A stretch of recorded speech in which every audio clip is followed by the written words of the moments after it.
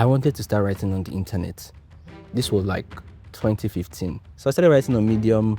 My first article was, should an ectomorph go to the gym? Because I went to the gym and I was dying. And then one day on Twitter, I saw someone saying to Oando, how many retweets for a job? So I sent it to Bella Roase in Tech City, right? I don't remember how we got connected, but I sent it on Twitter, like, how you push write about this thing now? That is interesting. And she said, come and write it.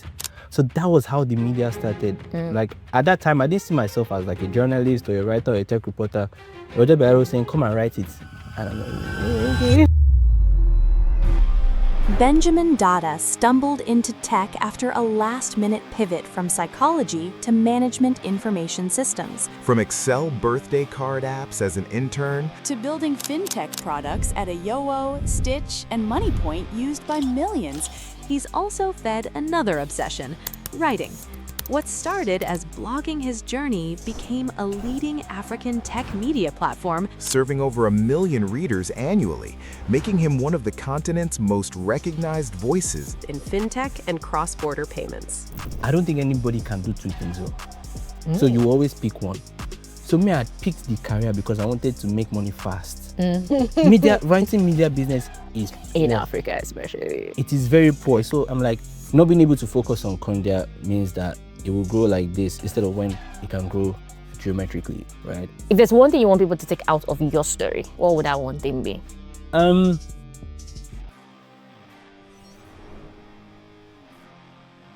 Hi, welcome to another episode of Founders Connect. My name is Bejamin Dada, and I'm the founder of Condia, a media publication that covers the tech and startup space in Africa. And today I'm with PC Timmy talking about the struggles and the triumphs of, building while in public, building a career while in the public eye, and what's been like to marry two of them. PC is an amazing interviewer, and I'm so happy that she invited me to this place. I'm excited to have you as well, and just like to be able to tell your story and learn a lot more about you. So, shall we get started? Sure. Let's do this. Where did you grow up? What was your favorite childhood memory? That's many questions in one. So first of all, I grew up in Agege. I know many people don't believe that right now, but Because you grew up nice. No, because like It's grown up. when like Zlatan or people say they grew up in Agege, they were like, hey. But yeah, I grew up in Agege and I grew up with my parents together, thankfully, and it was in a rented apartment.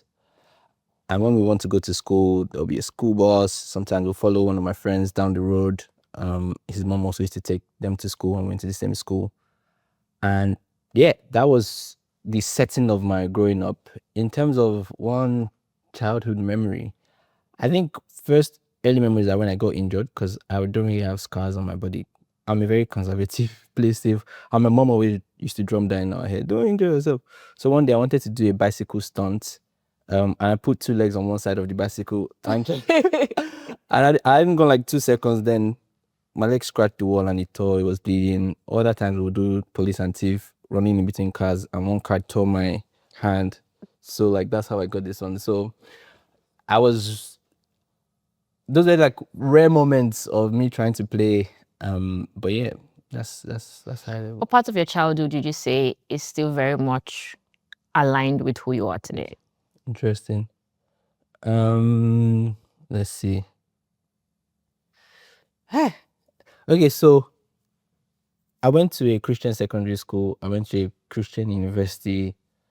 I think I've managed to still stay in that line because at some point I was trying to explore other things, but I think that's still a key part of who I am and like my values in general. In terms of my other things like being conservative, being ambiverted, I'm still a bit like that. But yeah, those are the few things. So, talking about like your Christian background or like Christian schools, what did Covenant teach you? It has nothing to do with academics. Because like people talk a lot about Covenant breed. Yeah. What would you say like it did for you as a person? I think Covenant just complicated my ability to think I can do anything I want to do. How do you mean? Because if I did not have the mind that I could do anything I want to do, I would have chosen one career path. I would have chosen one job title, one job function, and just try and be the founder or partner in that line. But then with covenants, is like you can do anything. Like, so there's something called possibility mentality. So I'm like, if I want to be a singer and a banker and this, I can literally do everything. And I think that's one thing the school actually imprinted in me. So today, I'm not a media guy, I'm not a product manager, I'm not like, I'm just everything, you know what I mean? And then another piece is, I think, just the packaging a bit. So at that time, I didn't have all the money to dress how I want to dress, but at least I knew that, oh, your tie shouldn't be too long. So even if you're buying a 5K tie, right, you just know how to put it together. So that packaging is very helpful and like useful to know how to dress for occasions, because some people, when they go to weddings, they want them to wear like agbada or this thing to be wearing. I don't know. You just know. Like, I think many people that I've seen that went to see you, they tend to know how to dress for many occasions. And what else? Of course, network is there. People, like everybody just hustling and trying to make something for themselves. So yeah, those are the few things that I would say Covenant University tried to imprint. And It makes sense. So when you're talking about like being able to do many things and your many things, yeah, right now, if someone asks like, "Hi, what's your name? Introduce yourself." How do you God. introduce yourself? It's so hard. So, to today or like yesterday, I put on my LinkedIn that I'm an information scientist because when I studied management information systems, it wasn't like computer science. Mhm. So computer science, you say you're a computer scientist, everybody will understand. So I asked Gussie Omega, right, that you two, you studied MIS, what do you call yourself? Like when people tell you, what do you do? He said information scientist. So I would say I'm an information scientist first because I think about how to create insights from data, right? Okay. And I also have like another problem solving thing going on because I did a bit of consulting when I was in Softcom. So after my PM life, I did consulting. So I was a pre-sales consultant, etc. So if somebody asks me, who am I today? I'm like a problem solver, an information scientist, fintech and media specialist. Interesting. Which one should we talk about first? Media or fintech? Because I think like your careers sort of like Together, both like- of them they're happening side by side, but it's all media and it's all fintech. So Yes. I think we should start with the oh god. Okay, let's start with the media. Sometimes I feel like the fintech came first, but when I think again, it's the media that came first. so how did the media come? So the media started with I wanted to start writing on the internet. This was like 2015, right? And Medium was popping then. So I'm like, oh, okay, if I write on the internet, I'll be like my secondary school head boy because he had a blog. Everybody says, because of his blog. So I wanted to be like him in that regard. So I started writing on Medium. My first article was, should an ectomorph go to the gym? Because I went to the gym and I was dying. And then one day on Twitter, I saw someone saying to Oando, how many retweets for a job? Can you remember? Yeah. The time that thing was trending. So I sent it to Bella Roase in Tech City, right? I don't remember how we got connected, but I sent her on Twitter, like, how you push write about this thing now? That is interesting. And she said, come and write it. So that was how the media started. Like at that time, I didn't see myself as like a journalist or a writer or a tech reporter. It was just Bella Roase saying, come and write it. And I'm like, okay, okay, fine. And that was December 2016. I started writing for Tech City. Then I was trying to do a master's at the same time. So my master started October 2016. And I was writing about piggy bank. That was when it was piggy bank. I was writing about a bunch of things. So when I finished my master's and I came back to Nigeria, so that time they gave us only 4 months after school. But anyway, I came back to Nigeria January 2018. And then I reached out to my Softcom Ogada, boss, I'm here now. I want to do fintech work or like PM work. He said, oh, I should come. And then they had a So when I started working in the fintech, I realized that all the things I've been writing, there was a lot of missing context from working in fintech industry that I couldn't see, and many journalists will never be able to see because they were not working there. Yeah. And I'm like, if I do it on Tech City, I don't know that it will have as much push that I want it to have because it would be as if I'm localizing or like streamlining the brand to fintech reporting and stuff. So I'm like, I'm going to go do it on my own. And that's how I started the media. So the media actually came after, like my own media came in June, But I started working in fintech in like March, right? But the writing started before. But the writing started before. Yes. Very interesting. Okay, so let's come back to like AO and talk through like your career a bit. So let's talk through. So you decided that you're going to use BejaminDada.com at the time to write about fintech stories, or was it just going to be whatever I found interesting? So I was going to use it to write. So the first tagline was impressive reporting about tech in Africa. But the main myth or the major theme would have been fintech, because it's only in fintech that I could write impressive stuff, because I'm That's working what you there, know. right? Okay. But I didn't want to localize it to like just fintech. So my plan was actually to do what Stairs tried to do, which is like get analysts to be journalists, and then when people read the stories or the news, it feels a bit deeper than just normal press release and stuff like that. So that was how that was supposed to be. Tell me more about like those early days, and at what points did you see BejaminDada.com as less of my thing and more of, oh, this is a media company that can compete with the other media companies? Yeah. So I think I think when I was trying to start the media publication, I first struggled with the name. Like, what should I call it? And I think I've said this a couple of times. I didn't want to call it tech something, tech this, tech that, because I felt like it wouldn't give me a chance to explore or define what it is, because everybody was like, who be this and I want to be again, you know? And I'm like, there's this BejaminDada.com that I've been paying for like 3 years or so because of my Andela boss. He had his own personal website. So I'm trying to go and buy my own personal website. Like, nobody comes to that website because it's a static page. So I'm like, I'll just take that domain, plug it here, and then in a few years, if that thing blows, then I can now change the name.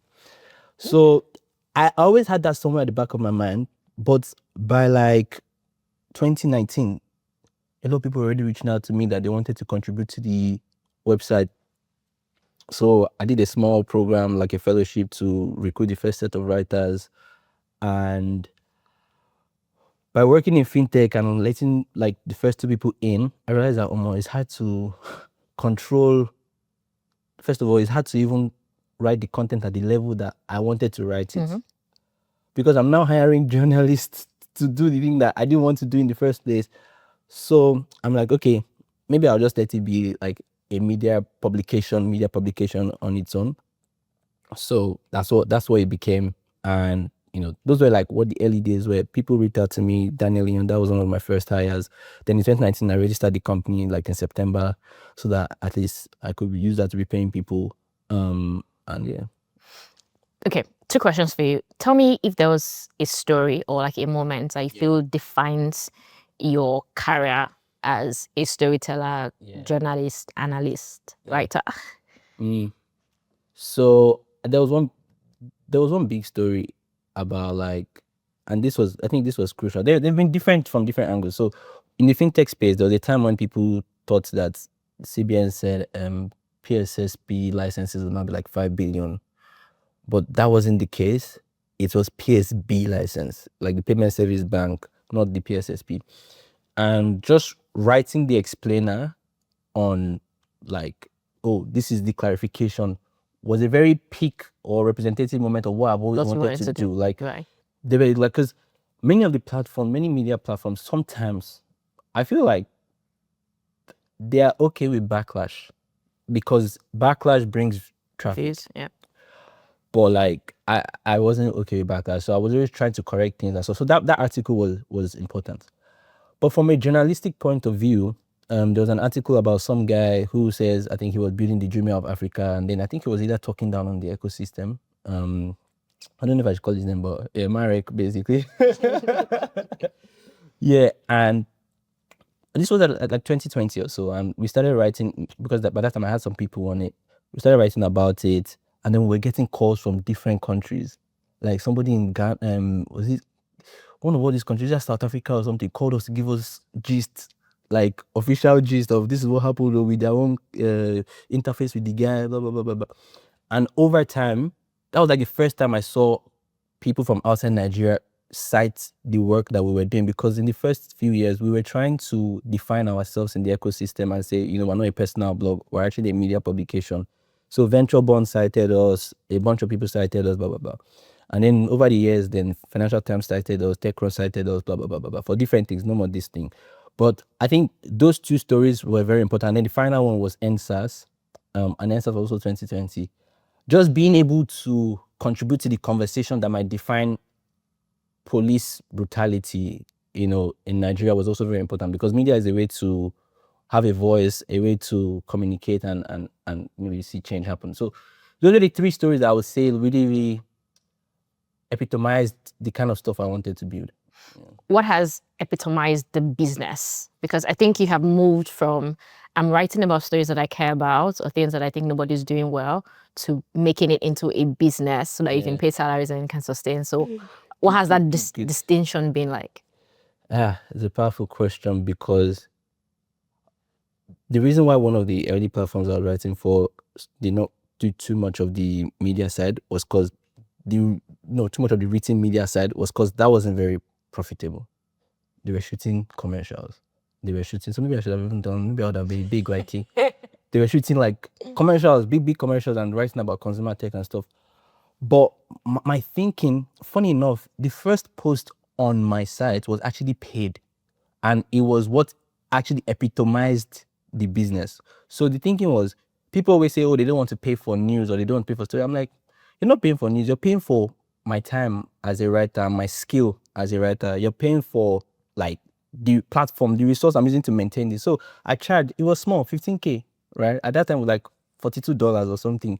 And I wrote this story. This story was like 1,300 words, and somebody doesn't want to pay.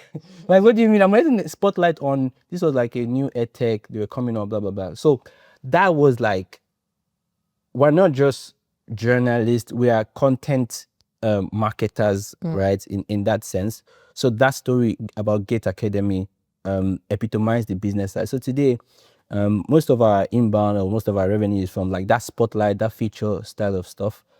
And then now trying to explore ads, because I didn't used to want to do ads on the site, but what I was actually against was the pop-up ads, the programmatic display ads, because I didn't like the experience it gave. We tried it, I still didn't like it, so we did native ads, where we were the ones that would go and put the banner on the website from the code base and all that kind of stuff. So this year we've explored that a bit more. This year we've also tried to do like PR distribution for some people, because when somebody wants their story to be on multiple platforms, we can charge a markup on that and put it on those platforms. So that's how it has progressed. But usually the business was more focused on how do we write original stories or features and you pay, or how do we do sponsored posts where you send in your press release, we put it on our platform. And then these days it's more about like, okay, how can we help you reach more people, because we already have the relationships. And then we're doing all the Urbana ads and stuff. What has been the hardest part about building this? As asked because Condia is if you naming like top 5, you'll be there. So on the outside, it looks like fantastic stuff, legacy building stuff that you can give, you can just hire people to even run. But I think in reality, there's definitely be like hard moments. Like, have you thought about shutting it down? Has there been any big controversy that kind of like rocked you? What was those moments that people just don't see because you don't share that? Yeah, I think, like, because you're also a builder, there are many hard moments, like when you start building something. One of the hardest is, because we were small, we focused on working with students and NYC people. And then when these people now become good at the job, somebody just comes and picks them away, and like, you're like, guys, to think of like succession planning and how to make sure that pipeline is rolling, right? So that's hiring or like retaining good talent. We have people that have done 3 years, we have people that have done a couple of years, but it's just like some of the people that you wish they would not go, and then somebody gives them like 3x. I'm like, brother, if you can hire me when you're there, hire me too. But yeah, so that's one hard part. The second thing is my own personal career, right? My personal career in like fintech and startup stuff has suffered, because the first thing is, people who did not know me from before BenjaminDada.com blew. I'll say BenjaminDada.com became relatively big from like 2020, 2021. So people who didn't know me before then always used to think I'm just a media guy. So when they see me in a company, they're asking me stupid questions like, these are managers will say, how do you become an influencer?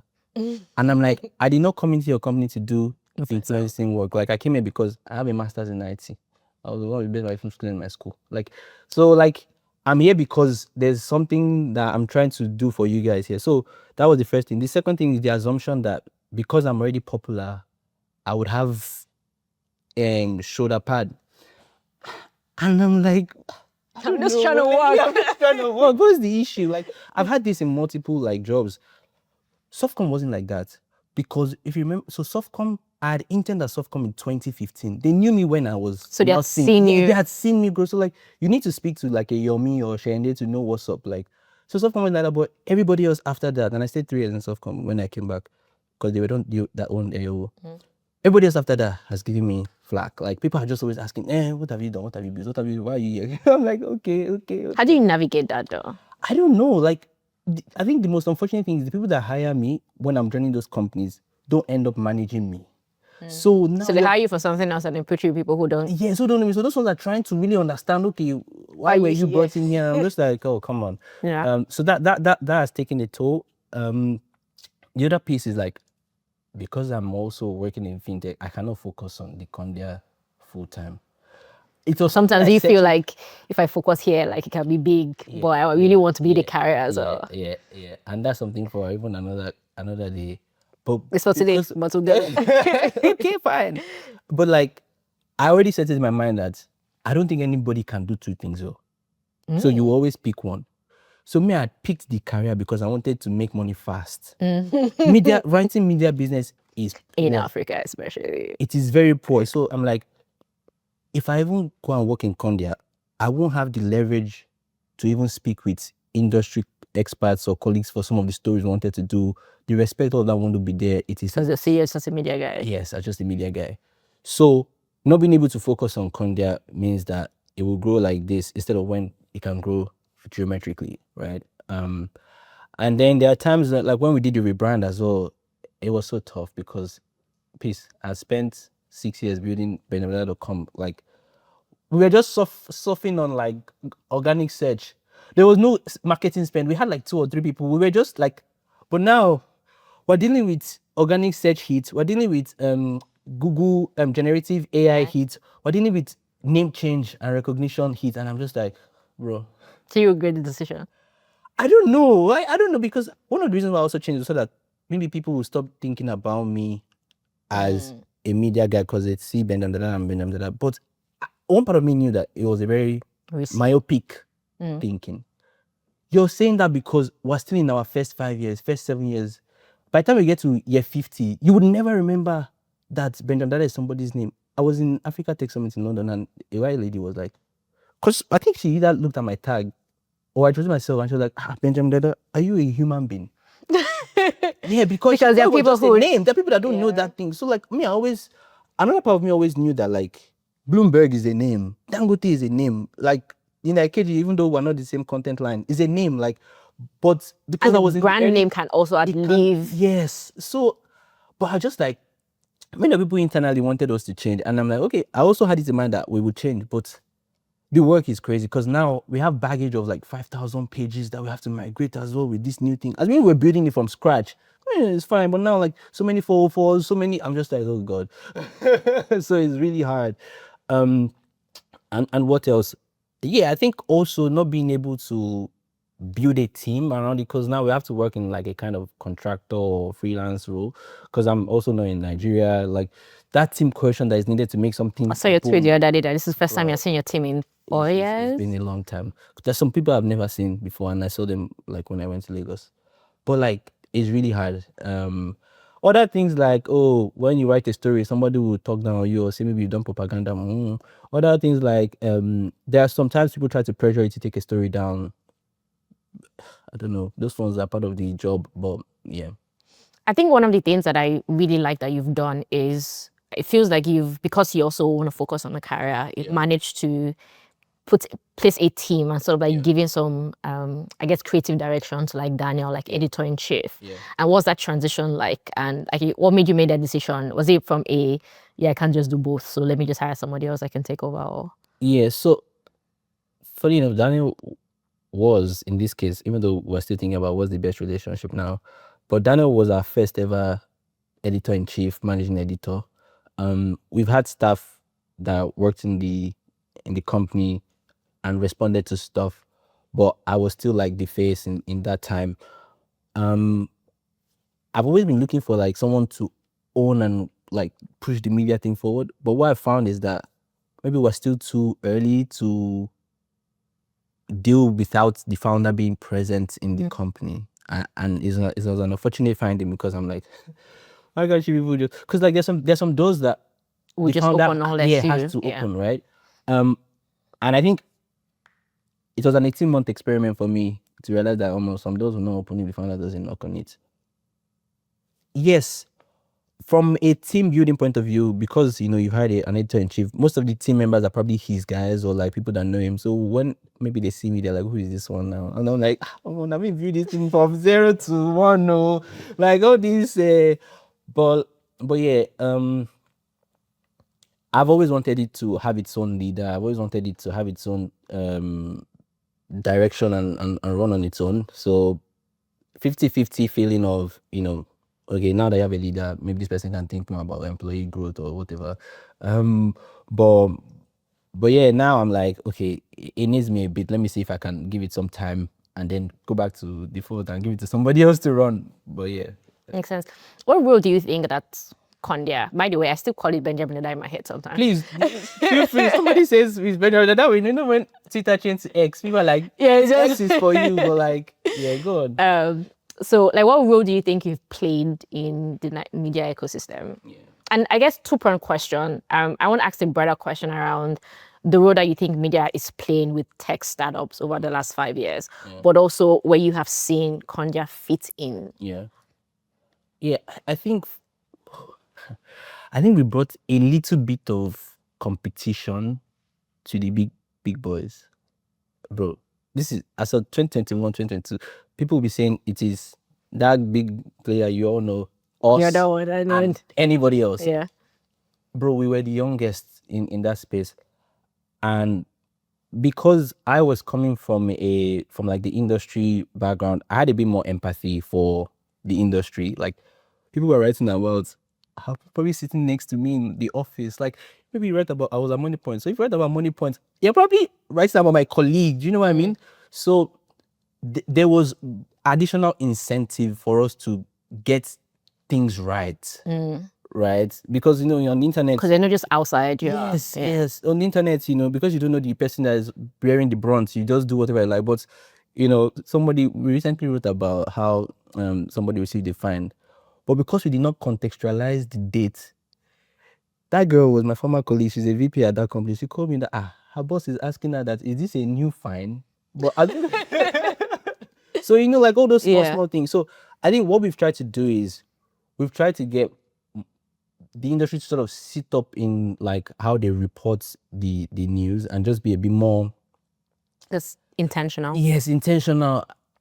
And I'm not talking bad about like the media industry, but sometimes even though I don't know where I sit or like I'm industrial media. But like the point is, I think being another outlet for people to even share their stories, for people to do what like they need to do in the media has helped the entire ecosystem. I know like the people sending message that some of these big boys always talk about, okay, how do we get some of the news we have? How do we do XYZ, blah, blah, blah. And our guys have gone on to work at different places. But yeah, I'm just happy that like we're contributing to the conversation, we're contributing to the documentation happening in this space, and we're doing it on our terms. Because every media would have bias. In fact, so every company has bias, but every media would have bias. But the problem is the number of yes, sir, you need to say. So far, we've been the only one that's been independent. I don't know how long it's going to last because it's expensive to be independent. But just grow like this, you will never really break out. Yeah. But like, most of the other guys have raised pre-seed, seed, blah, blah, blah. But we've done this independently. So the bias is largely just me and the and the person that has most of the bias that I'm imputing on the company. But, I think that has helped. So we just talked about companies raising money, and we've seen how, I guess, the biggest player, by the time they raised money in like last 3 years, they've just gone from many different things, right? Yeah. And I've seen, I think one of the shifts I've seen is there's a lot more media right? Or more media outlets, right? So at one point maybe it was just writing. Now there's a lot of audio, there's a lot of video, there's a lot of like newsletter. People are springing up, right? So one is what's your thesis or like thought around that growth. But secondly, seeing the growth and the possibilities with the guys who have gone full throttle and have raised money. Why haven't you felt like maybe the business is the one that will get you the money instead of the career and said you want to do it full time? So those are life existential questions I'm still dealing with right now. But like, let's talk about the way the media industry has shaped up. I think that what I managed to do running a career and a media publication actually encouraged a lot of people to attempt it. True. Because when I was starting, Tech About was not a side gig for anybody.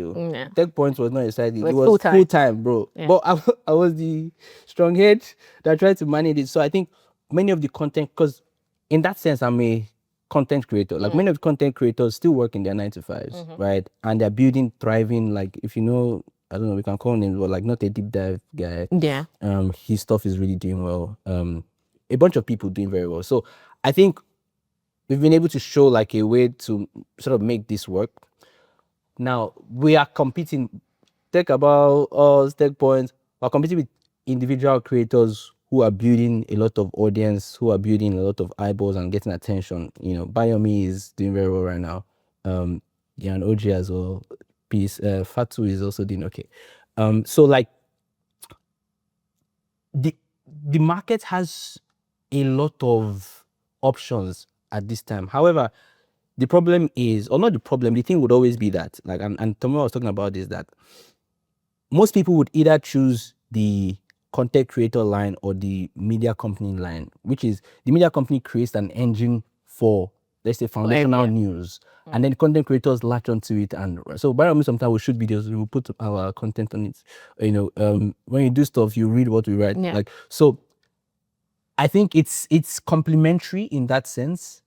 And yes, like we all know, only people that they're shooting videos like visiting me and doing events are the ones making the money. But I think that many people can dream and do whatever they want to do. I think that's where that's. And I think it's good for the ecosystem, right? Because everybody's not getting like more visibility, more shout outs. I think it's good in terms of, you know, what we can do, or like some of the options we've considered. So at some point, because also, you know, beyond individual content creators, even companies are becoming their own media companies, and I'm like, voila. But I was thinking maybe we go help companies set up their own media outfits and in a company and let it run, right? So we would offer that as a service, because we've done this, we know all the things to check and whatnot. The few companies that have tried it, though, I don't know how well they're able to keep up with it. Do you think like the Nigeria ecosystem is ready for companies that are media companies at that scale? I think so, but I just don't know why. Because there's one big player that actually has a media outfit, and I'm just like, you should be doing more. The problem is that you always want that media outfit to serve your company's purpose, so you would either be limited in how far you can think and whatnot. But yeah, I think we can pull it off. It's just that it's expensive, and because with media and content, it's sometimes hard to do attribution to like final bottom line. So it'll probably be one of the things to ask when you're doing budget cutting and, you know, loss making stuff. But yeah, I think, you know, if you have the money and you can do it, you should go for it. Then there was the question about the funding. Yeah, so like there's proof that the media business can be a thriving full-time business. Yeah. Right. Why haven't you decided to like do it full-time? I think, I'm saying here for the first time, like I think I have one more fintech startup employment in me. Okay. And then maybe I'll go do the media thing full-time. But all these years, I just wanted it to exist first, like what we were doing, just to keep existing for as long as it can exist. And then, you know, you also build the network by working in the fintech and media space, you build the knowledge, etc.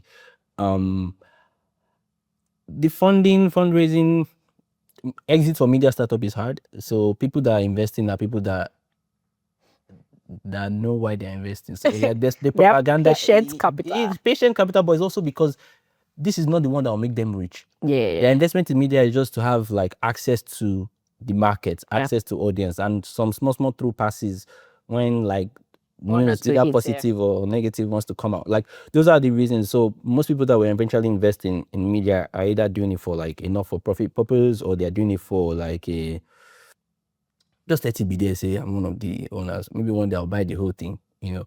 But you find that many successful business people end up buying media companies. So media in its sense is not the cash cow, right? But it's always a means to an end. The access and audience. Yes. So that's why many people. So maybe in the future we would raise money. Actually, I've thought about it. Yeah, it's just that like when you raise now, you're no more independent. But I think you can still keep it. You can keep the shareholding of the investors relatively small so that they don't have to influence a And lot of what you're deliberate, doing. yeah. I think for Condia, we can be in a bit more control because like we're not starting from scratch trying to do something. We've been here for a bit. We have small reserve where they use money, but like it's just if we do that now, I think we will be in a better place to make something out of it. Makes sense. So we've talked a lot about fintech without really talking about fintech. So Okay. let's talk to your career journey. There was AOO, Yeah. which was at Softcom. Yeah. And it was after AOO that there was Stitch. Yes. That was a big move. It was. So But yeah, let's talk about through it. and then Okay. I guess the big milestones that you're most proud of. So you've been thinking of creating your own cryptocurrency exchange. You've been trading on WhatsApp. You already built a huge customer base, but now it's no longer easy for you to manage that customer base. What if you can actually leverage a managed API service? If you are looking to create a cryptocurrency exchange, then the Obiex API is the platform that you want to build your cryptocurrency exchange on. We are giving you free deposit wallet addresses for all your users. We are giving you the ability to allow them withdraw from one API. We're also giving you the ability to allow them swap from one cryptocurrency to another, all in one managed API. So you don't have to deal with liquidity, you don't have to deal with compliance bottlenecks, you don't have to deal with a lot of other issues that comes with the operational issues that comes with creating a cryptocurrency exchange. All you need to do is plug into our API, get your developers to build your own platform for you, and then you're able to like go live in weeks instead of months or years. This is your time to move from WhatsApp transactions to your own mobile app. Request a discovery call by visiting obx.finance/OTC-desk. When you submit your API discovery request, you're going to speak with me where we're going to discuss your eligibility for our API services. Secondly, we're also going to go over your business, how you operate, and how we're able to support you. On this call, you're able to like discover everything about the Obiex API service, and we're going to do a complete demo of our product, and then we'll be going on from there. Yeah. So I think I enjoyed the work I did at AOO a lot. I joined as a product manager. We had another product manager there. So in order to not cannibalize each other's work, my brilliant CEO said, you do internal, you do external. So everything that meant partnerships for AOO or licensing or anything that is like, how can we make sure AOO as a product is built was my remit. So like I assigned Paystack for card funding so people can use card to fund their AOO wallet. I also got APIs from GTB for Honors card funding, which is like, we realized that most of our AOO customers were GTB users, which makes sense because most people were youth. Like, so if we got GTB's card acquiring API, it would drop our cost. So I think it dropped it to 0.27% versus Paystack's 1.5 or whatever. Because Paystack is an aggregator, multiple things. So I did all of that, and then I wrote the business plan for our PSSP license. And I did all of the transaction flows, and then I went to the CBN. I did the demos alongside like our legal partner and some of our top management. But I think A1 Softcom is the kind of career I've been looking, is the kind of place I've been looking to work all my life, because there was a lot of responsibility, there was a lot of trust, there was a lot of support in that regard. And then when I left AO, I moved into Softcom proper. We were trying to do some work with enterprises. We ended up doing trader money. I also did the USSD stuff. So for this one, I partnered with Kuros, I partnered with Providence Bank. We used Providence Bank's USSD for AO. I remember when we went to CBN, we did not we were thinking, is there a way to launch it without getting a direct license? So we said, we'll say it's a Providence Bank product. And then they looked at the AO, they say, no Providus branding here now. Like, what are people saying? But yeah, anyway, I did that stuff for 255 hash with for AO, and then we used it for trader money, more than 3.5 million people. So that was interesting. So AO really was my foundation. Why did you leave?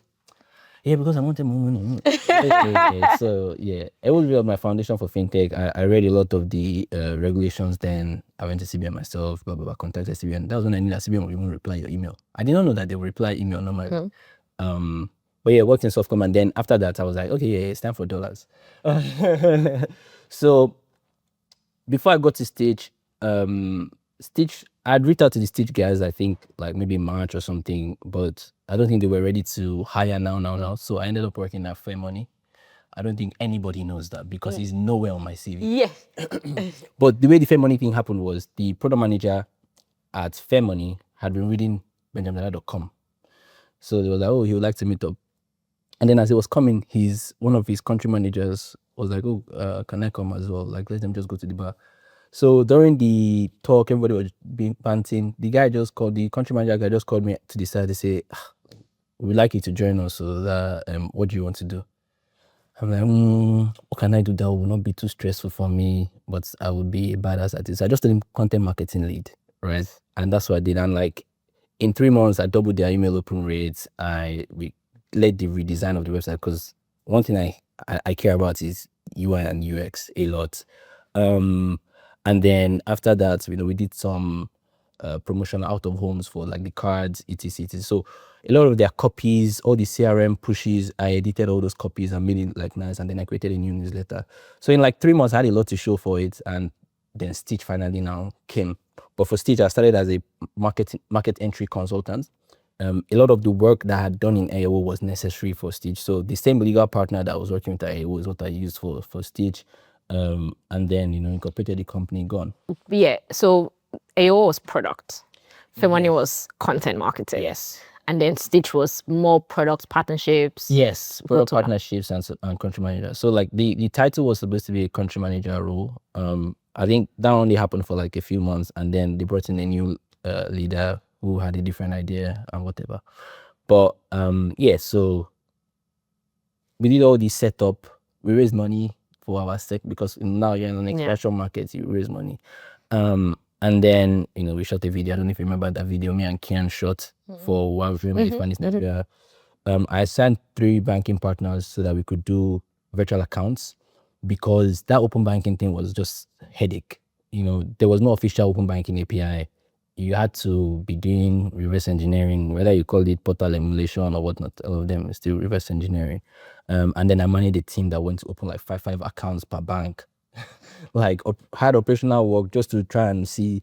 It felt like hacking. I know one of the days when I was speaking to someone from Steady Market was like, Benjamin, this okay doing that. Just collect your money and go after some time because it was looking like you were hacking the bank, but we're not hacking the bank. It was like user permission. So the user will put in their stuff and then you can help them move money and stuff. So that was that. And then towards the end of my time at Stitch, I worked on like comparing whether crypto versus fiat was beneficial for like foreign exchange and moving money across borders. I can't remember the conclusion of my survey, but I knew when I added all the on-ramp and off-ramp fees, I'm just like, the crypto thing is not that. It sounded like it was going well, but then... Yeah, so when the new person came, I think he was like, go and win your home market before focusing on Nigeria. That's South Africa? Yes, South Africa. I think that's the most straightforward way to put it. So I saw all those signs and I left to go to the UK. For global talent. So I used the global talent as a good exit to go to the UK. When I went to the UK, I worked for a company. And this time, it was the first company I interviewed with in the UK and I got the job and I was like, okay, I'll just take it. So it was a partner ops role. Again, this is different from other things, but I think for me, it's like once the role has problems to solve. And it's fintech.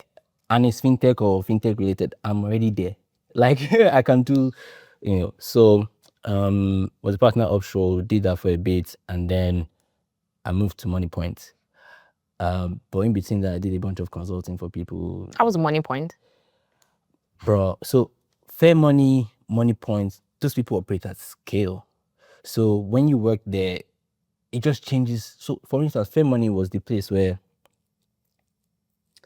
the way they were treating data analytics was different. I hadn't seen that in that manner before. So we were using a bunch of metabase, and customer that I was our CRM, and every week we were presenting and talking about, oh, this is what's happening. So even when you do small A/B tests and it's like a 0.2% lift, it's probably like 1,000 people or 2,000 people. So like just seeing small sheets percentage wise has big impact. So like I got a lot of documentation training at Fair Money, and a lot of like just data obsession at Fair Money.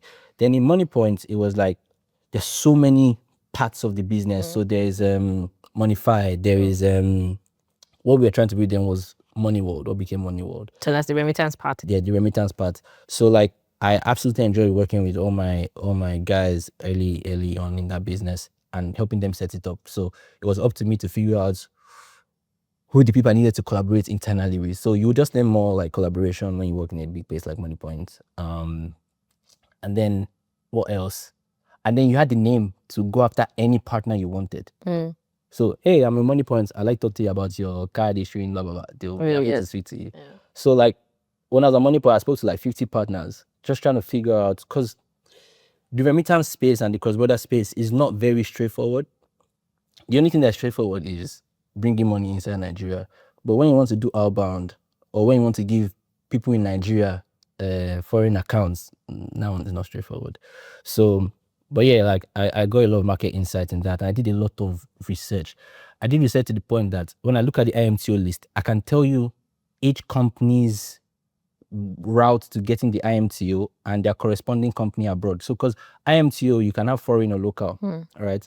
So people use different company names, so it's not easy. So it's not as if they will say, oh, this is Flutterwave Nigeria, this is Flutterwave UK. Not everybody does. Somebody cheaper cash is voice, VOYS, you know what I mean? So like I've done so much research, I've admired a lot of information together. And I could present that to the team to say, see, this is how we should go about it. Let's get a foreign remittance license, then if I use it to get IMTO.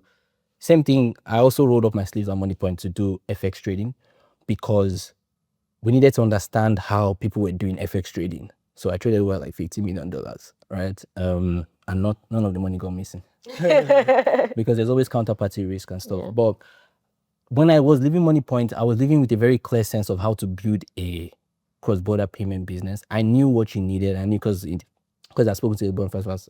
So immediately I left, I just went to the US, went to for Money 2020, spoke to a bunch of people. I spoke to even SVB, even though they had their issues, but like it was a very interesting experience, and I tried to build something in that regard. But I'm just like, there's a lot of overhead of building a product, and me that already had one company, the media company. That was like, good, let me not add to my stress. And now I just want to build a product. I don't want to build like a company at this time. So that's why I shanked it. Okay, I have so many questions.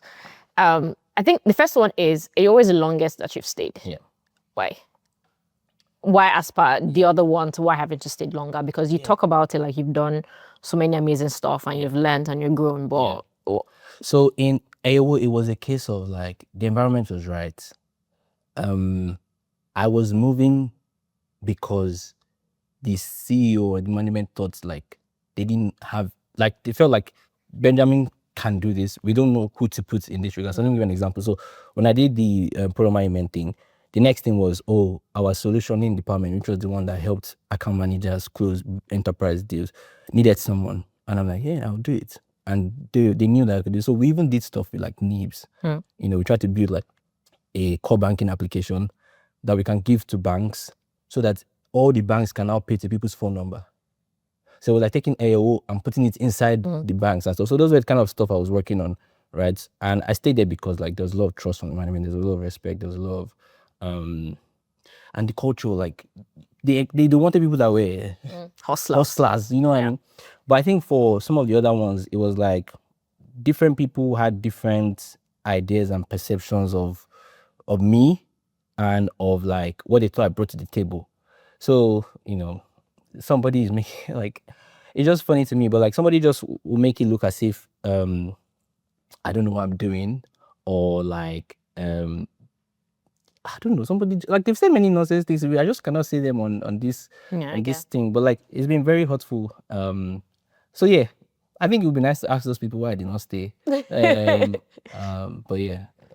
Makes sense. And I remember when you were thinking about like starting the remitter. Okay, before I ask that question, there are two things that I think you typically say that I want to like hear your thoughts in person. You usually say that you think all companies will be fintech companies and all fintech companies will end up remittance companies. Yes.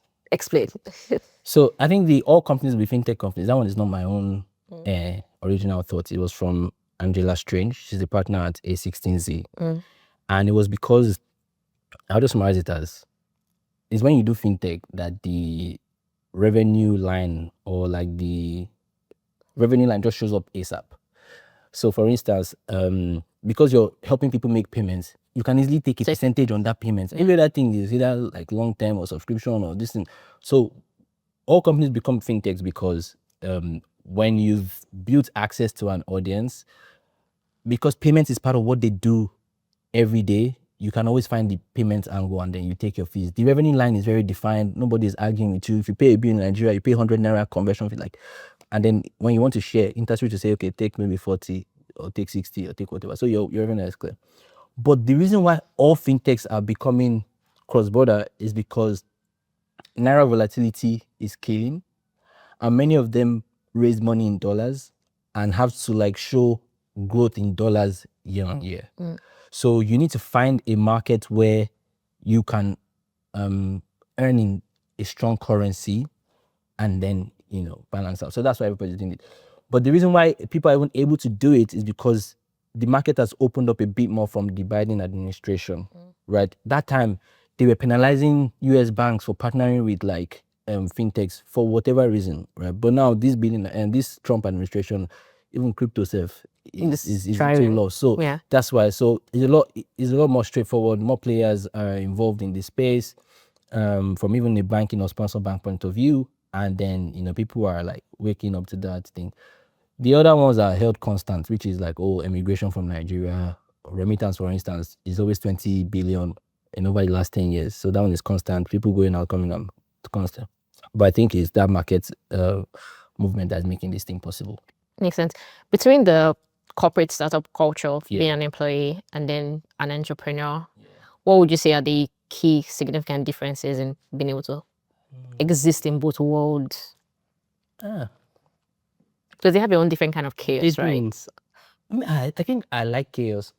Because maybe it's because of the kind of way I work. I'm not like a 10-year experienced marketing person or a 10-year experienced product management person. So I would say one key thing is high agency. Some corporate environments have teams that operate like startups. So like in Money World, I was operating like a startup. I was the first product manager there. I was breaking all the ground, which was like, our trademark in Alpha, this one. So I was talking to everybody in the regard. And I think high agency, first of all, is a similarity that you need in a corporate culture, but also in a startup. But I think more startups allow for forgiveness than permission. But in corporate, most times you need permission before you break things because the impact is far-reaching. You know what I mean? But in a startup, even if my guy now says something wrong or something, maybe at best 200k people are affected. But if you try that in a Moniepoint or somewhere, like maybe 2 million people are affected. So that's why the structure works that way. I don't know if all this cool stuff like rooftop. So funny enough, I worked at Andela, but before then I done KPMG. So when I was doing KPMG in 2014, this was internship. I was wearing suit and tie. I thought, this life is good. Because I also went to see her, but I was wearing suit and tie. And I thought I would just grow to become a partner in the technology division. And then I went to Andela and I saw that, there's breakfast, lunch, where it's rooftop. In the day, you can sleep on a beanbag, you can play table tennis. Like, maybe because I was impressionable then, I was young and like, it just felt cool. And that's how I decided I'm no more doing KPMG. Because I got a second, like, internship at KPMG and I said, no, that I want to do startup stuff. So I think that like, with corporate life, there is a lot of structure. So with your career growth, you can even be laid back. KPMG, for instance, promotion is every year, like, and it is not necessarily employee-led, it is company-led. But in startup, you can be somewhere and nobody is, because that's not just where the mind is at. So now you go say, boss, these are all the things I've achieved. So proactive, you need to be proactive for your career growth and whatnot. These are the things I've achieved. That's why I did even one time in Softcom. Like, I've done all these things, so like blah blah blah blah blah blah blah, and I sent it to my manager. So that proactivity is key. What else is different? Corporate life. I've been away from that for a while, and I've just. But what about started like up. the entrepreneur? Like, I guess I'm curious.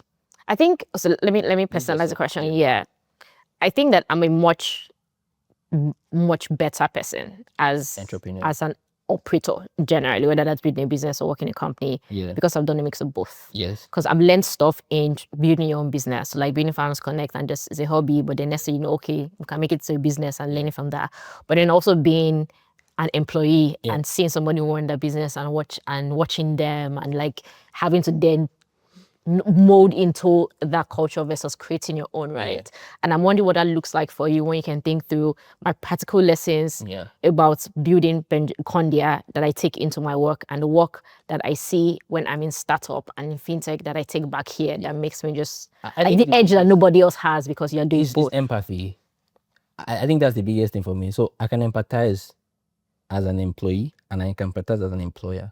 So when I'm working in somebody's company, I know the kind of thoughts the employers think. Like, if the employer walks in now and sees people just say, people I'm paying salary, like, this is how you are doing this business. Or like, when they see that you carry their company on their head, I know how they feel inside about seeing you repost their stuff or doing.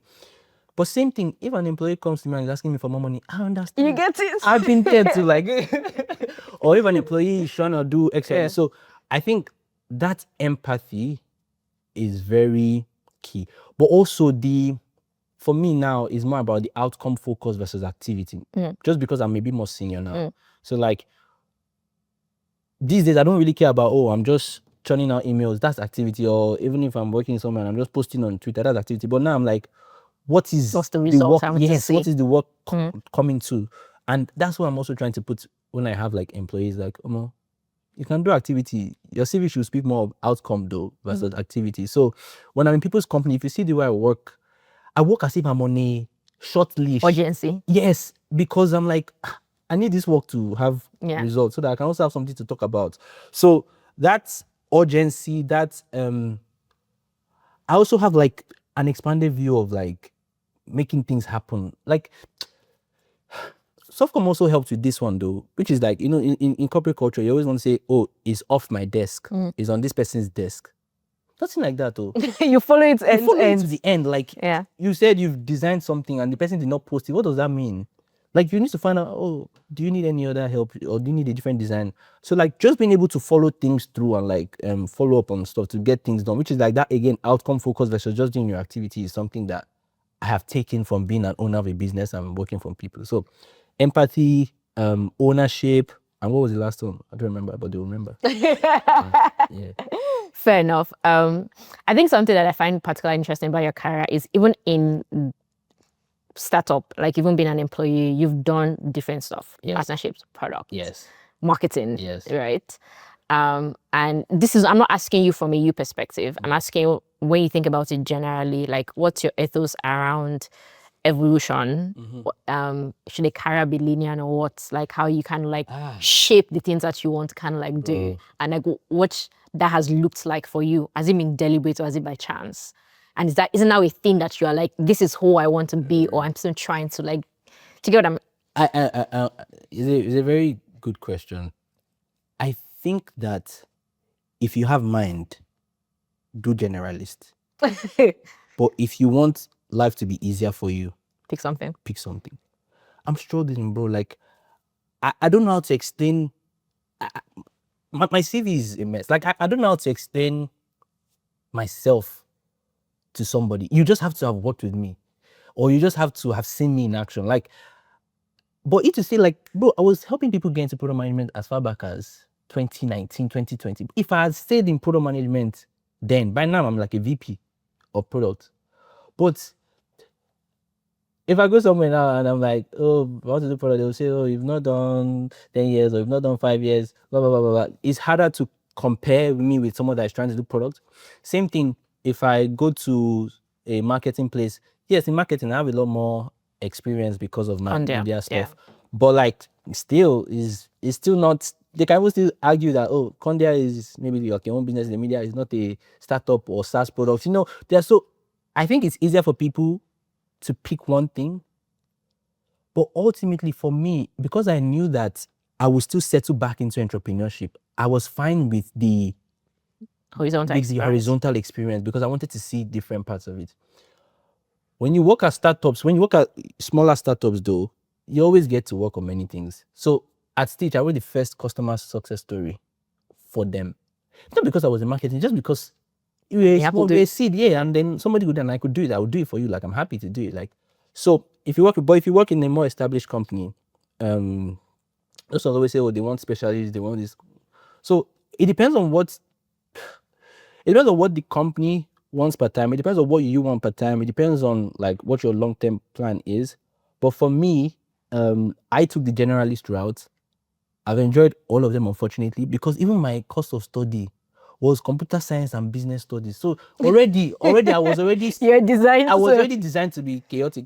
So that's tough for me. That can get you money, that can get you whatever, but the places where you can thrive are a bit limited if you're a generalist, right? But if you're a specialist, You think so though? I think so, because most companies grow they to hire become specialists. they grow to want to hire specialists.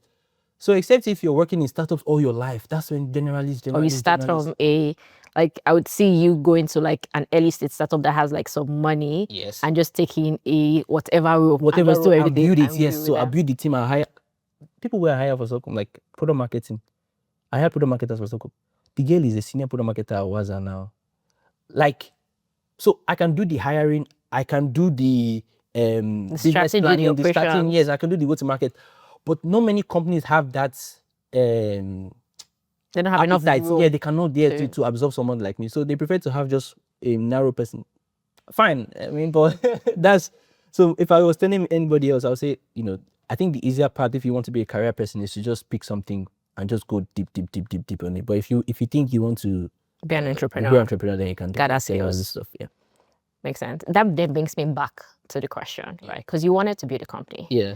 A startup, Yes. which was a perfect Yes. what's the word I'm looking for?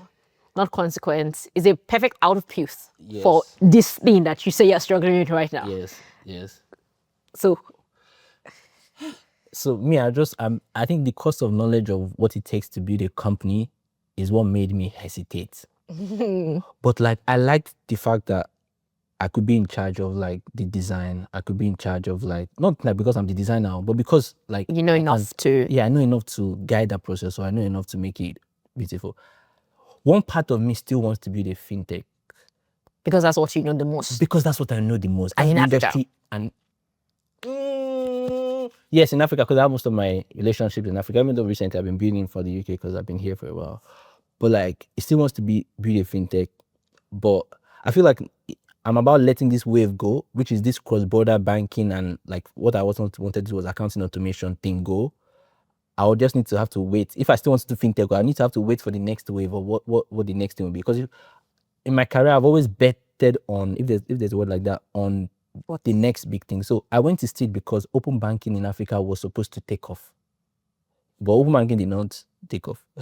And I went to Moniepoint because cross-border payments were hard and a brand like Moniepoint could crack it. They had Which they are doing. They had so I feel like that wave will soon close. And then if I don't build now, then I need to wait for the next one. But ultimately, I think I'm a builder, like at heart. Yeah. But you're trying to de-risk yourself. No, right? Because like you said, what's ultimately preventing you from doing this is the cost of building, right? Yes. So that's like this Yes. shit is hard, and I'm raising a family, so like trying to. Yes. I think that maybe I'll come back to that, like that building life again. But That's fair. But yeah. Has there been any downsides to building in public and having a very strong reputation? I think the only downside is people always want to cut your tall puppy. Like, they just always want to say, like, now, person if they see you now, they might not remember that you were a digital marketer. But now when they see you and you go somewhere, they're just like, visiting me. Because she's popular, you people brought her into the company. But like, it's very disrespectful. Like, people just always feel like the public has bigged you up, but there was a reason why you became bigged up. And there's still something inside. And there's still something inside. Yeah. So like people just always feel like, oh, it's Elijah, like the guy is just all fluff. Some people might be, I don't know though. I feel like anybody that has made something out of themselves has something. Like There's proof. there's proof. of Like what? so like Yeah. for me, it's always like people always wanting to, and am I saying that there are not things that I can learn? No. But it's like the way people come at you with it, or the way people try to challenge you with it, and I'm like, we're not fighting, or like if you two want to be, we gotta go and put in the work and do what you need to do. But being public, if you're public for something that you're not owning day to day, can be a downside. It's that simple. If I was public because I'm doing Founders Connect or I'm running Condia full time, nobody has any issue with that. But because I'm public and then I will still have a always trying to small, marry. yes, I'm always so I get that. I have to step down, I have to do this, I have to do that, I have to. I'm like, the work is hard. I get it. Yeah, I feel you. I have some more questions for you. Who are the people that have shaped you the most? Just generally, could be career, could be business, could be life.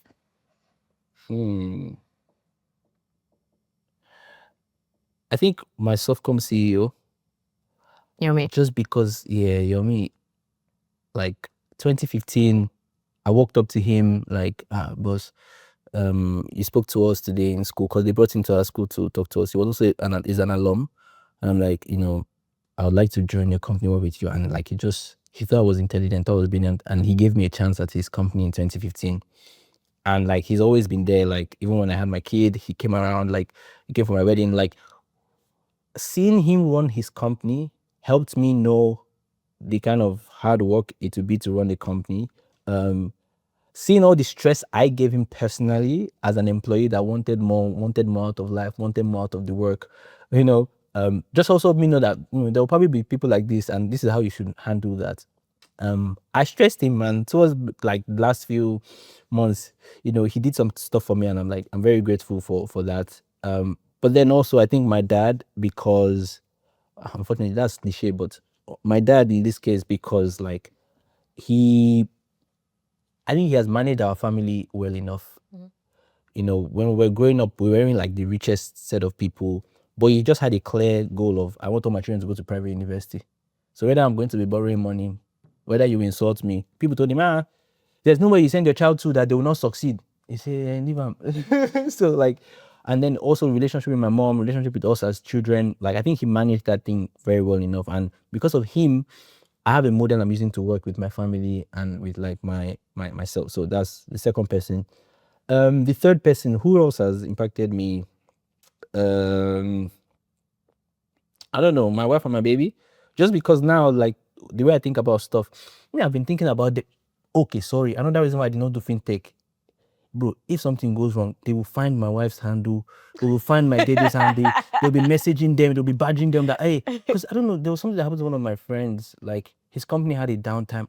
They even added Oyedepo.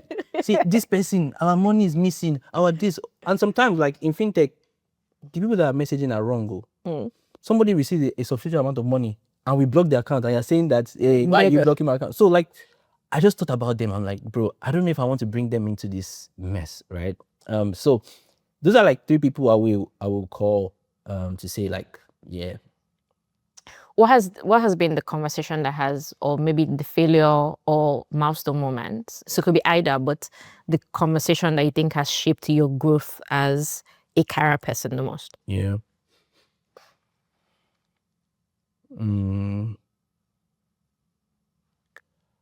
Interesting. I've never really thought about this, but I don't even know if it was a conversation. It was probably just something around like, companies don't reward people for like doing activity. That's just something I've always kept in my mind. Company reward people that can solve a problem. So when I go somewhere, I'm always looking for what problem they have and what problem I can solve for them. And that's why I always tend to have like quantified results or quantified things that this is what I did. Because before I start on the work, I need to find out what's this benchmark, what's the baseline, what's happening. So like that's trading stuff, like I told you, there was a lot of like 1.6% in FX loss. And it's not anybody's fault. It's just like at the time they hadn't hired somebody dedicated to that work. And I took it down to 0.8%. So we saved half in that. So like companies want people that will solve a problem, and that's just something I'm always thinking about. That if there's no problem for me, so also maybe because of the nature of my own career or my own work, right, is I like to break ground. I like to like figure something out. So yeah, companies want people that will solve a problem, and if you can do that, then you can ask for what you want. As a writer, journalist, when you're talking to founders or thinking about stories, how should founders sort of like present themselves to be able to get the right kind of visibility? Not just hype. Or how do you even judge like what stories you think are what's amplifying? So I think that founders should build their personal brands, because in this age, we all need each other. You're a founder, you're a media person, we need each other. So like, for instance, now, if we do this together and I don't post it, or you don't post it, it wouldn't have the same kind of impact as if both of us posted it. Now, if a founder like, I don't want to mention some people's name, but like if a founder like, I can mention them, Sheye, right, has a story to tell, a media company is more likely to want to, because they know he will get because them. they know he will get them the views, he will get them the traffic. So build your personal brand. It's hard because when you're working 9 to 5 or something, to find time to be doing LinkedIn is hard, but that LinkedIn works. But me, I've not still found the way to, I've not found a way to be talking on LinkedIn, right? It's just, LinkedIn is just like writing an article for me anyway, and that can take some time. But founders should build their personal brand. Now, the stories that the media companies, you need to understand the way they work. One is, there is an abundance of stories. So like when people try to do like they are giving you a story, or they are benefiting your life by giving you a story, I'm like, my dear, we can do without your story. So you need to understand that there's an abundance of stories, and probably fewer, like not enough people to even write them. So if you don't find something wowish or like something interesting, just pay for sponsored post. So if you're not Still get the story out there. still get the story out there. Yeah. But like if you're not going to tell me that, oh, you're stepping down from your company, which is like, wow, everybody's like, what happened? Or like you just raise money, mad, you can hire. Or something like, if you don't have something meaty and it's just like, oh, I just signed a partnership with Skinny, like that partnership thing is for your own promotion. It's not really Doesn't do anything for it doesn't anybody really do else. much for me, right? So there's that balance. And finally, like, I think people should, well, from a media company's point of view, I don't know if building in public works in that sense. Building in public helps you build your personal brand, though, but I don't know if I will find that as a reason to think your story is interesting. So I've not yet thought about that. But generally, like, if you're a founder, everybody now is doing their own media, so you can write on your own personal blog too and be publishing your story, or your company should do their own and publish. Like, feel free to do that and push it or sponsor it or do whatever you want to do. But generally, for media companies, there's an abundance of stories to work on, and there are like limited resources to push it out. And we are also thinking about stories that would either bring us views or align with the kind of positioning that we want to do, because every media company has a bias, has a position, it has a value. So those are like the things that are top of mind in my head. Is there any question that you wanted me to ask you that I didn't ask you? Is there any question? No. But wait, I think there was one question I had in mind. Media versus startups. I think we've sort of touched on it in a bit, which is like, there is a problem today, and the problem is that media will always, or startups will always say media don't understand them, media is not amplifying them, media is just writing negative stuff. And media will always say, my dear, we're not writing negative stuff, we're just writing what it is, right? Me, I think the way to solve it is by having more people in industry do media. People who understand. People who understand. Yeah. But I don't know how that can be scaled. That's number one. Number two, people have thought of, let's do exchange program. Maybe somebody in media goes to work in a startup for some time and then comes back, maybe.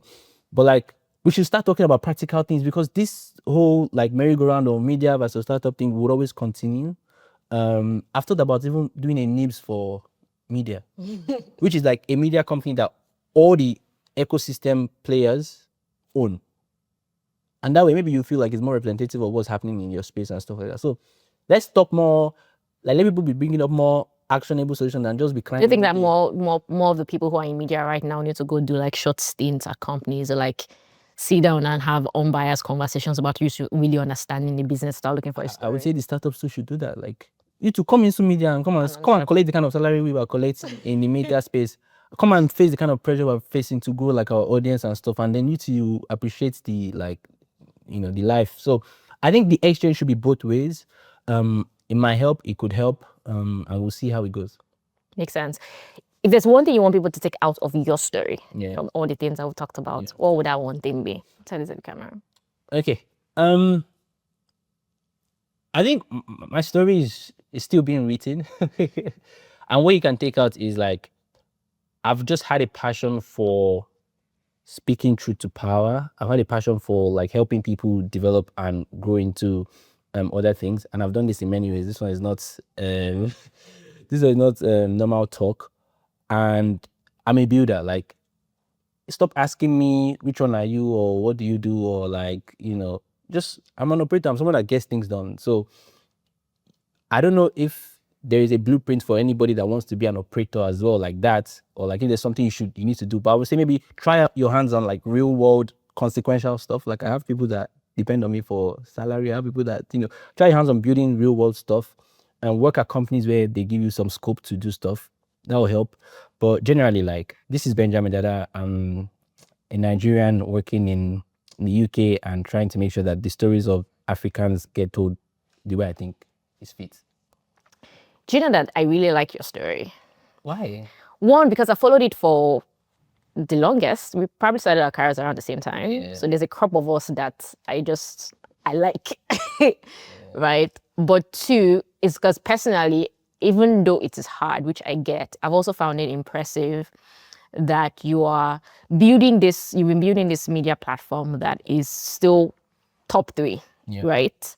In Nigeria, even in Africa. I mean, I'm being on startup side. So when I'm writing list of press releases, Bejamin Dada is always there. So it's not saying it from a friend perspective, it's saying it from being at the marketing perspective and knowing the results that an article here You can can hear. It's not marketing, it's not marketing. But yes, right? So I respect the ability to build that and still be doing it over time and figuring out the structures. Like, I've even worked with people that worked with you, Hachi, and all of the rest of them, and just like seeing that crop. I mean, proudly so. Yeah. But then I've also seen you try to build a career, right? And by the time Founders Connect started getting to become something, it was nice to be able to see you be able to do both, because I'm like, okay, I don't need to leave my job for this, I can do that. And that was such like, it was a good lever to be able to hold on to, I see like a picture. But then the other thing I really like is, even though you've mentioned now stuff that I didn't know of how, colorful and how hard it can be, I think it's such a superpower that I'm hoping that in the next role, whatever you do next, you find a way to harness. But I think it's really fantastic to be able to sit at a cross section of multiple things that make a company. You've done partnerships, you've done products, you've done operations, you've done... At some point, I knew as a marketing person, but I realized, oh no, he's actually doing products. But also, if people talk to you, I think it comes off that you know what you're doing. So it's not like a fluff of, this person cannot do any job well, so they're doing many things. It's like they just have a passion and have managed to acquire an experience to do all of those things. And I guess the work for you is to figure out how to marry them together. But I've always found that story and that profile of you like very impressive. And I still find it so... Thank you for sharing more insight to me and coming on my show. And guys, thank you so much for listening and watching this episode to the end. You can always check out Condia.com and follow him on LinkedIn. And I'll see you on the next episode of Founders Connect. Peace. Do peace out.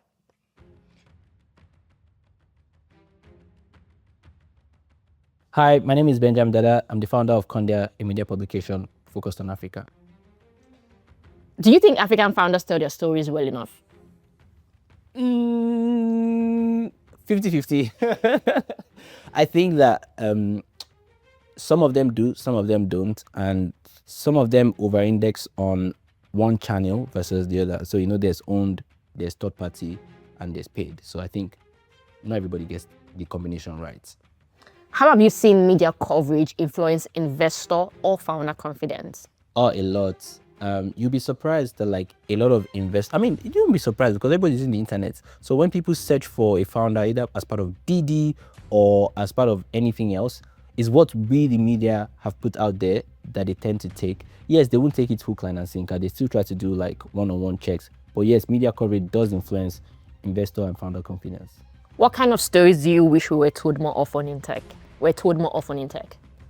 I think stories about shutdowns and harder conversations, right?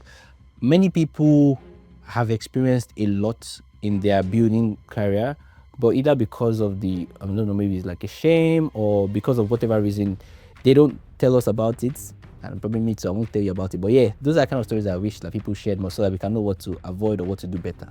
When writing a story, accuracy or speed? That's hard. Personally, I'm accuracy, but because I'm no more a junior writer, right? So I have a name, I have a brand to protect. But if I was younger, I would try to be balancing speed with accuracy a lot more. When building a startup, accuracy or speed? One being a startup, I would say it depends on your value proposition. Because if what you're doing, speed, you can get away with speed, do it. But there are some things that once you've put out there once, you've lost that first impression and, you know, it's going to be hard to get it right again. Exclusive scoop or viral story? Exclusive because it shows the trust the person has put in your brand or in your platform. Viral story is what it is, you know, anything can go viral. But yeah, being called for an exclusive is always... Founder interviews or company analysis? These days, I'm not very interested in like founder interviews. Maybe because I've passed that level now. But company analysis is nice because I can understand what's happening a bit more in their financials, and I can understand like the surrounding things in their business, and I can tell you a very rich story from just looking at the company's analysis. Writing or editing? Editing, editing now, but because I don't have time to write, but I have time to edit. So I always tell people to publish and I'll edit it after. Long form content or short form? Personally, I do long form. I don't know whether I'm talking too much in my articles or what I'm doing wrong or right, but I do long form. Anonymous sources or on the record quotes? I can help you do anyone you like. So if you want to be anonymous, fine. If you want to be on the record, fine. But usually on the record is more credible. Controversial headline or safe framing? For us, it's safe framing. Unfortunately, we lose views that way, but it's always safe framing. Payment infrastructure or remittance? Infrastructure, because you can have infrastructure to in remittance. Wow. Bootstrapping or raising funds? Hey, me, I've been doing bootstrapping since, I would say I prefer it to, but I know why people raise funds. The life is, I don't know, it's fine. Lagos or London? London now because my family is here, but yeah. Video or written content? I wish, is it for what I consume or what I would like to read or what I... Do it for both. So Okay. What would you rather read? And what would you rather consume, video or written? I don't mind reading because it allows me to skim faster. And obviously you write, so... But I wish I did a lot of video content.